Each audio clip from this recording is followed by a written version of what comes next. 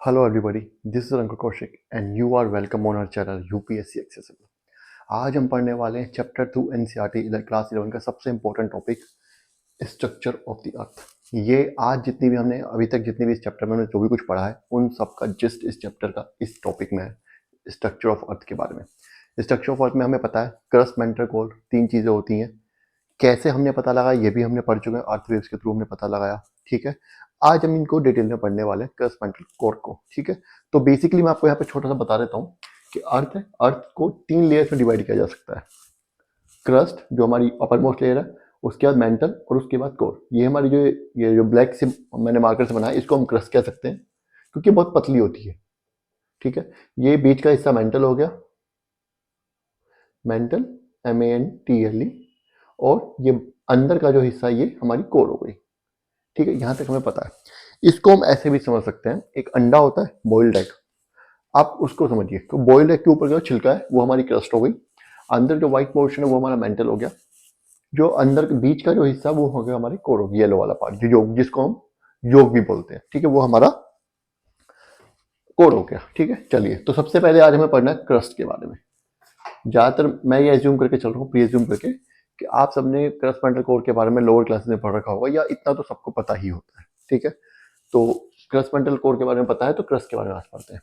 Upper most solid part बता दिया, इस पर हम खड़े हैं, सॉलिड है ये हमें पता है। अपर मोस्ट पार्ट है क्रस्ट, ये भी हमें पता है, ये भी बताने की जरूरत नहीं है आपको। ठीक है, नेक्स्ट पॉइंट जो हमारा एनसीईआरटी की बोलती है, क्या बोलती है?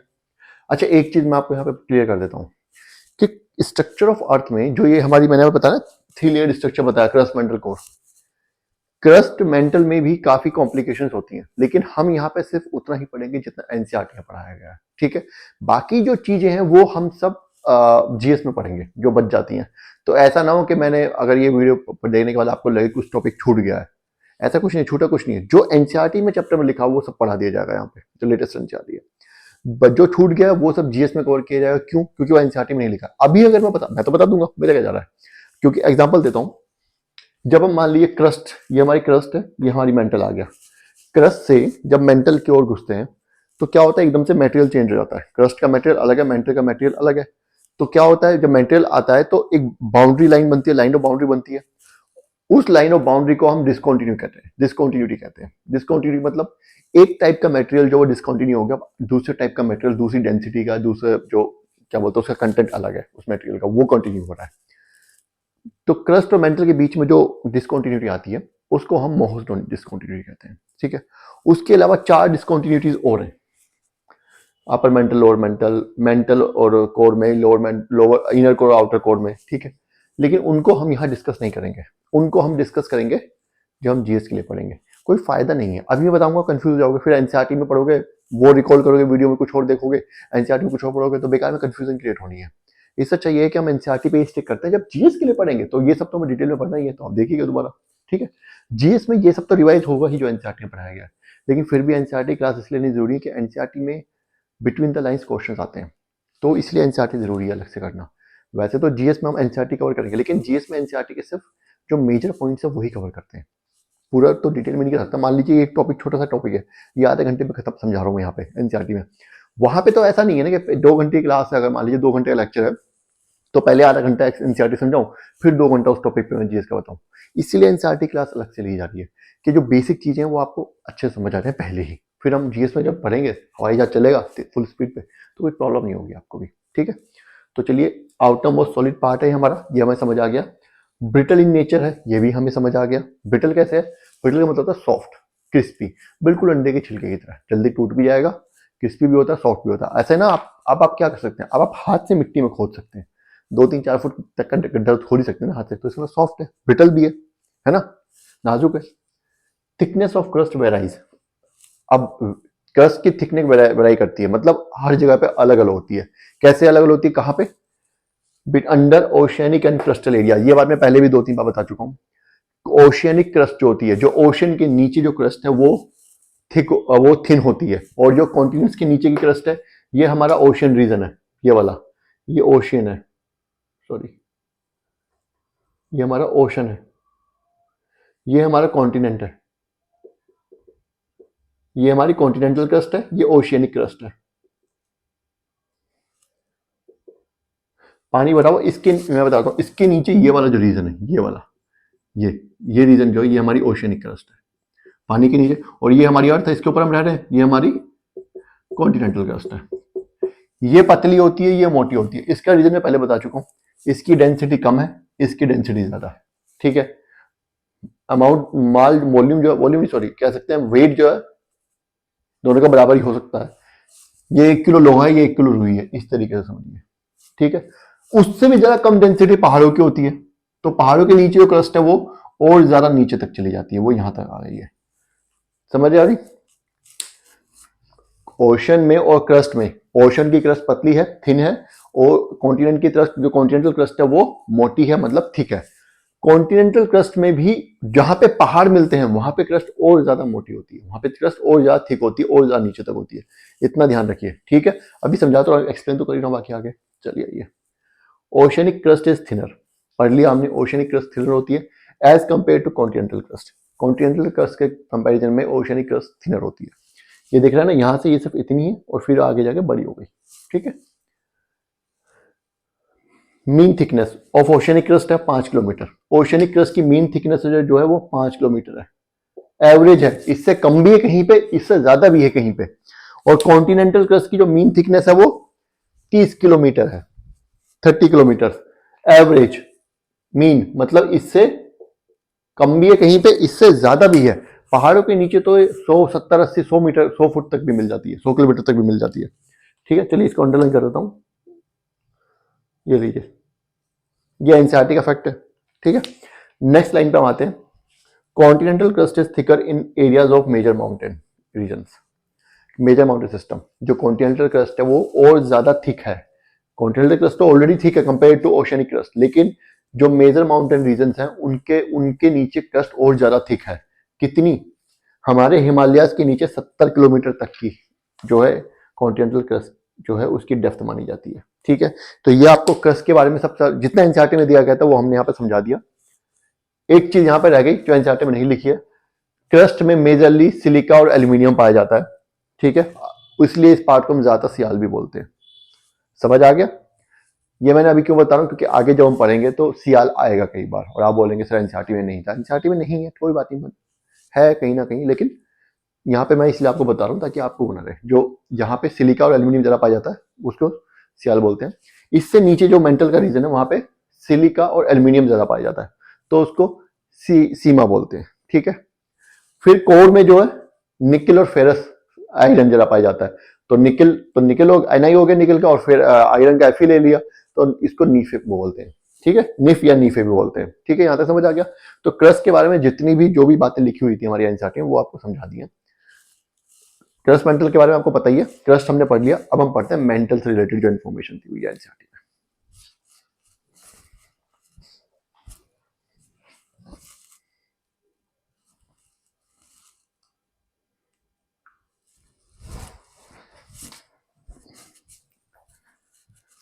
मेंटल के बारे में समझाने से पहले मैं आपको एक बार क्रस्ट का थोड़ा सा डायग्राम बना के बता देता हूँ, ठीक है। हमने क्या पढ़ा अभी कि जो ओशनिक क्रस्ट है वो पतली होती है। सपोज कीजिए ये हमारी ओशनिक क्रस्ट है, ये हमारी ओशनिक क्रस्ट है, ये पतली है, थिनर है काफी। क्यों है थिनर, यही मैंने रीजन बता चुका हूँ, इसकी डेंसिटी बहुत ज्यादा है।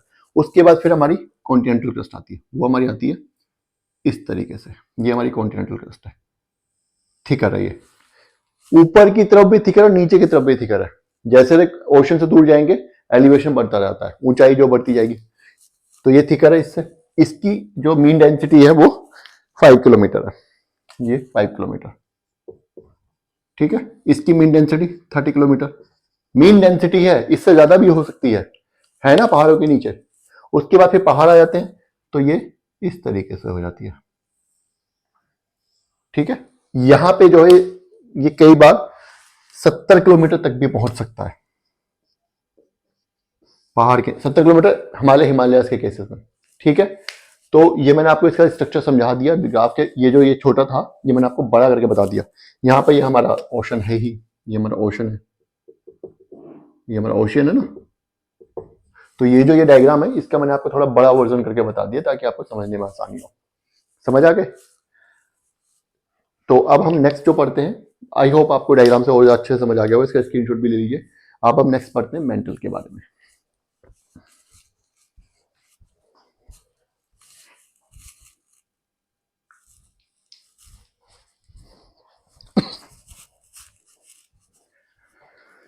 चलिए, क्रस्ट के बारे में हमने पढ़ लिया। अब क्रस्ट के नीचे जो आता है वो आता है मेंटल। हमें पता ही है, अंडे का पीछे अंडे का सफेद भाग, जैसा भी मैंने एग का बॉइल्ड एग का एग्जांपल लिया था। We just took the example of boiled egg. Boiled egg में क्या था? बॉइल्ड एग में ऊपर जो छिलका है उसका, वो हमारा क्या बोलते हैं, ये क्रस्ट है। जो व्हाइट पार्ट है बीच वाला वो मेंटल है, और जो बीच का योक नीचे का जो योक है सबसे अंदर का पार्ट येलो वाला जिसको बोलते हैं, वो क्या है? वो हमारा कोर है। तो क्रस्ट हमने समझ लिया। क्रस्ट में सिर्फ ये है कि ओशियनिक क्रस्ट और कॉन्टिनेंटल क्रस्ट की थिकनेस अलग अलग होती है, बस इतना फर्क है। आउटर मोस्ट लेयर है ब्रिटल है। ओशियनिक क्रस्ट की जो थिकनेस है मीन जो है वो 5 किलोमीटर है, इसकी 30 किलोमीटर है। और कॉन्टिनेंटल क्रस्ट जो मैक्सिमम जो है वो 70 किलोमीटर तक भी जा सकती है, अकॉर्डिंग टू एनसीईआरटी में जो लिखा हुआ है। ठीक है, समझ आ गया। अब हम आते हैं यहाँ पे। अब जैसे यहाँ पे ये क्या हुआ, ये मामला ये है ना, ये रीजन, ये वाला, ये रीजन जो है ये मेंटल और क्रस्ट की बाउंड्री है। समझ गए? यहाँ पे क्रस्ट की बाउंड्री जो है वो 5 किलोमीटर पे ही है अब मीन। यहाँ पे 30 किलोमीटर तक है मेंटल क्रस्ट की boundary, up from the surface, sea level से। ये सी लेवल है ना, ये सी लेवल से यहाँ जो क्रस्ट की बाउंड्री है लगभग 5 किलोमीटर, हम लेफ्ट से 5 किलोमीटर सरफेस से, ठीक है 5 किलोमीटर। यहाँ पे कम है, मत कहने का मतलब यहाँ पे इधर आ गई और पहाड़ के नीचे और नीचे आ गई, है ना। तो ये जो बाउंड्री है वेराई करती है, लेकिन क्या होता है, इसके नीचे मेंटल आ जाती है। मेंटल में क्या होता है कि मेंटल में मटेरियल जो है वो एकदम से बदल जाता है, ठीक है। वो वोल्केनिक मैग्मा जो आता है वो है मटेरियल, उसकी थिकनेस भी अलग है, डेंसिटी भी अलग है, और उसका टेम्परेचर भी अलग है, उसका मटेरियल का कंटेंट भी अलग है। तो एकदम से अलग तरीके का मटेरियल चालू हो गया, उसको हम बोलते हैं डिसकंटिन्यूटी, कि एक तरह का जो सिमिलर मटेरियल वो खत्म हो गया, अब नए दूसरे टाइप का मटेरियल स्टार्ट हो गया। तो एकदम से मटेरियल बदला, तो उस बाउंड्री लाइन को जहां पे ऐसा होता है, जहां पे क्रस्ट और मेंटल मिलते हैं, उसको डिसकंटिन्यूटी बोलते हैं। और यहाँ पे वो डिसकंटिन्यूटी का पूरा नाम है मोहोस डिसकंटिन्यूटी, जो कि एक्चुअली ये है, ये वाला मामला, ये क्रस्ट मेंटल बाउंड्री है। इसको मैं नोटेट कर रहा हूँ, ठीक है। ये पूरी बाउंड्री है, ठीक है। ये हमारा हो गया। यहां से लेके मोहोस डिसकंटिन्यूटी से लेके, मतलब जहां पे क्रस्ट खत्म हो रही है, क्रस्ट जहां खत्म हो रही है, अब वो 5 किलोमीटर पे भी हो सकती है, 30 पे भी हो सकती है, 70 पे भी हो सकती है। जहां क्रस्ट खत्म हो रही है वहां से लेके 2900 किलोमीटर तक हमारी 2900 किलोमीटर तक हमारा मेंटल है। और 2900 किलोमीटर तक अकॉर्डिंग टू एनसीईआरटी 6375 6375 किलोमीटर जो अर्थ का सेंटर है, जो ये अर्थ का रेडियस है, अर्थ का सेंटर है, वहां तक, फिर यहां से लेके यहां तक कोर है। समझ गए? तो 2900 किलोमीटर तक हमारा मेंटल है। मेंटल में क्या हो रहा है, मेंटल भी 2 पार्ट्स में डिवाइडेड है, एक्चुअली 3 पार्ट्स में है। पहला हमारा अपर मेंटल है, अपर मेंटल हमारा 400 किलोमीटर तक है, और दूसरा हमारा लोअर मेंटल है, 400 के बाद 2900 किलोमीटर तक हमारा लोअर मेंटल है, ठीक है। ये इसका डायग्राम है, एनसीईआरटी में इसका डायग्राम दिया हुआ है, ये डायग्राम है, ठीक है। चलिए आगे पढ़ते हैं। अब जरा जो एनसीईआरटी में लिखा है वो पढ़ लेते हैं। The portion of the interior beyond the crust is called mental. Mental क्या है? क्रस्ट के बाद का जो पोर्शन अंदर का वो मेंटल है। क्रस्ट के इमीडिएट बाद जो पोर्शन आ रहा है वो मेंटल आ रहा है अंदर में। मेंटल के बाद का पोर्शन क्रस्ट है, ये भी हमें पता ही है। चलिए आगे। Extends from Moho's discontinuity. Moho's discontinuity I have explained here, आपको समझा दिया। मोहोस डिसकंटिन्यूटी क्या है? जहां पे क्रस्ट और मेंटल की बाउंड्री जो है, ठीक है। क्यों है डिसकंटिन्यूटी? क्योंकि मटेरियल एकदम से चेंज होता है, मटेरियल की कैरेक्टरिस्टिक एकदम से बदल जाती है, इसलिए इसको डिसकंटिन्यूटी कहते हैं, ठीक है। इसका नाम जो इसके मोहोस के नाम पे पड़ा है, इसको मोहोस डिसकंटिन्यूटी बोलते हैं। इन सब डिसकंटिन्यूटी भी का भी नाम है, लेकिन हमें अभी नहीं पढ़ना, वो हम जीएस में पढ़ना है। To extend from Moho's discontinuity to a depth of 2900 kilometre. Mantle कहां तक है? 2900 किलोमीटर तक है। समझ आ गया? यहां तक 2900 किलोमीटर तक है मेंटल। क्रस्ट से, जहां क्रस्ट का लोअर पोर्शन है, वहां से लेकर 2900 किलोमीटर तक, 2900 किलोमीटर तक जो है मेंटल है। क्रस्ट जो है वो ओशंस के नीचे थिक है, कॉन्टिनेंट के नीचे थिन, सॉरी ओशंस के नीचे थिन है, मतलब पतली है, कॉन्टिनेंट के नीचे मोटी है। इसलिए हम एक पर्टिकुलर वो नहीं बोल सकते कि इतने किलोमीटर से इतने किलोमीटर तक मेंटल है, ठीक है। बोल सकते हैं मीन लगा के, मान लो 5 और 30 का मीन लगा लो, जो भी निकलेगा 20-25 वो मीन हो गया, लेकिन बोलते नहीं है, ठीक। यहाँ पे तो वैसे ही डिटेल में समझाया जा रहा है। The upper portion of mantle is called asthenosphere. Mental का अपर पोर्शन जो है ये वाला, ये, इसको एस्थेनोस्फीयर बोलते हैं। समझ आ गया? ये एनसीईआरटी में भी यहाँ पे दिया हुआ है, ये अपर पोर्शन जो है इसको एस्थेनोस्फीयर बोलते हैं। यहाँ पे मैं एक बार लिख देता हूँ। Asthenosphere.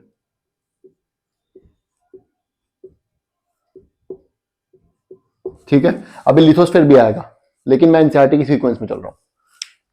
Upper portion of mantle is called asthenosphere, I weak. इसका मतलब ये एरिया वीक हो, ये रीजन जो वीक है।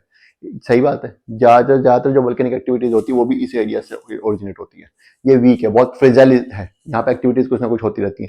बाकी आगे डिटेल में पढ़ेंगे इसके बाद में, अभी आपको और ज्यादा डिटेल में स्ट्रक्चर पढ़ेंगे मेंटल का।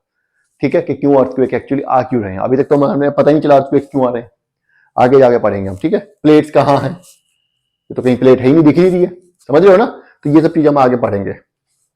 It is considered to be the extending up to 400 kilometre. कहां तक है ये? 400 किलोमीटर तक है अपर मेंटल जो है। ठीक है, अपर मेंटल जो है 400 किलोमीटर तक है हमारी। ये देखिए, ये हमारी अपर मेंटल 400 किलोमीटर तक है, यहां पे दिखा हुआ है। चलिए नेक्स्ट हम आ जाते हैं। 400 किलोमीटर के बाद फिर 2900 किलोमीटर तक क्या है हमारा, क्या बोलते हैं, मेंटल और कोर की बाउंड्री है। ठीक है, चलिए अब यहां तक हो गया, आगे हम नेक्स्ट पढ़ते हैं मेंटल के बारे में। 2-3 चीजें और बची हैं, वो पर देख लेते हैं। अभी लिथोस्फेयर भी आने वाला है, लिथोस्फेयर कहां पर है। ठीक है, चलिए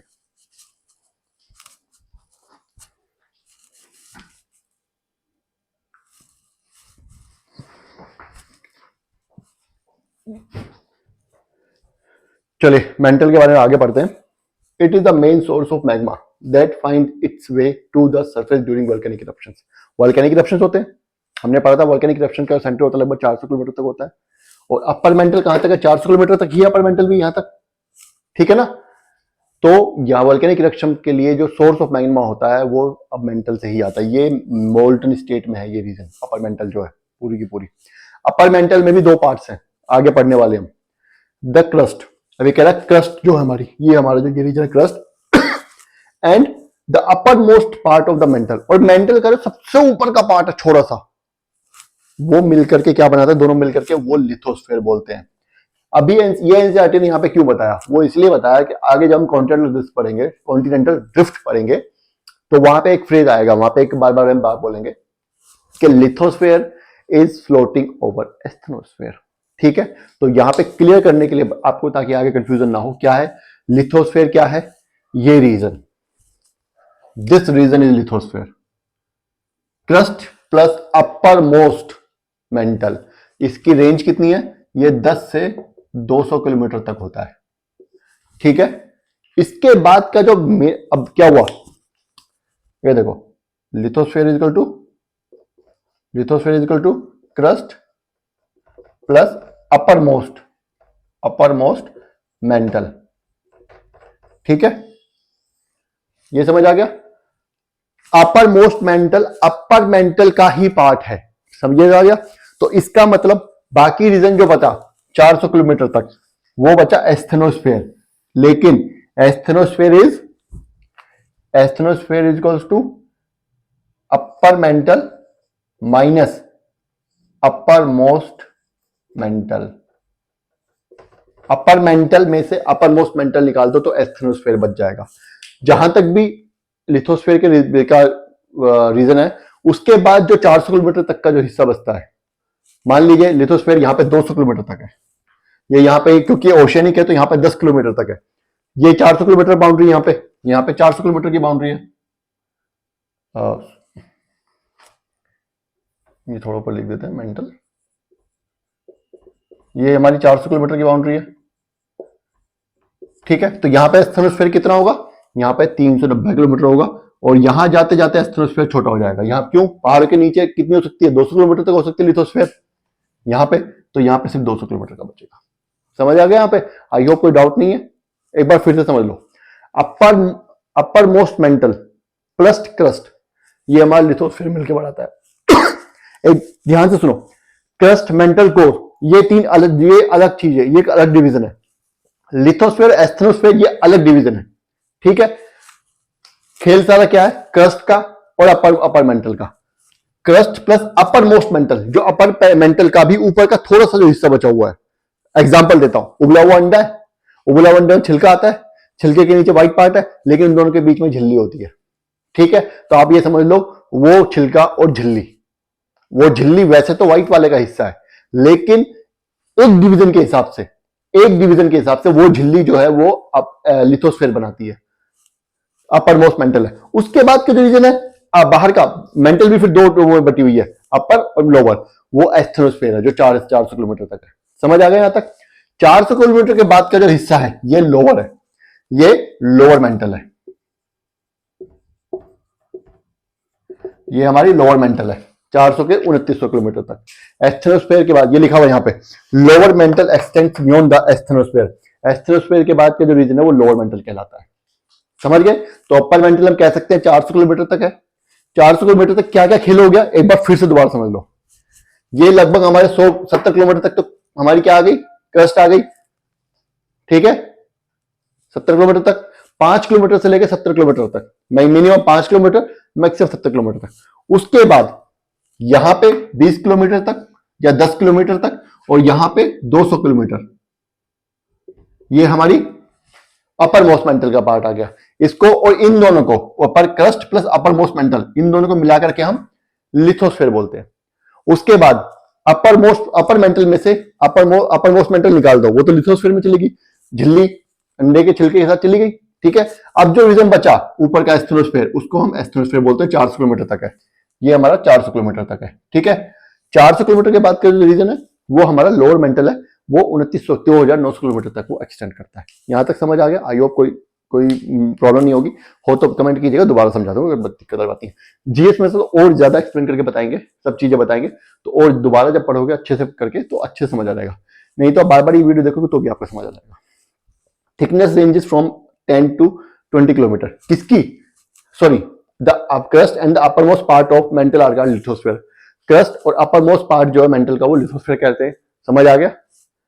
the thickness of lithosphere ranges from 10 to 200 kilometre, बता चुका हूं, ये समझा दिया, समझ आ गया। नेक्स्ट पढ़ते हैं। Lower mental x tends beyond asthenosphere. Lower mental जो है एस्थेनोस्फेयर, एस्थेनोस्फेयर के बाद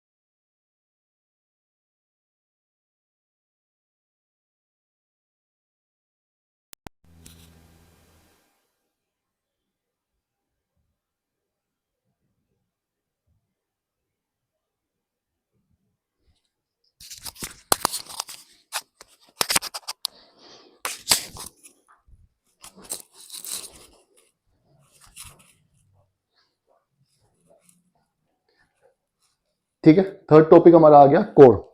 एक सेकेंड,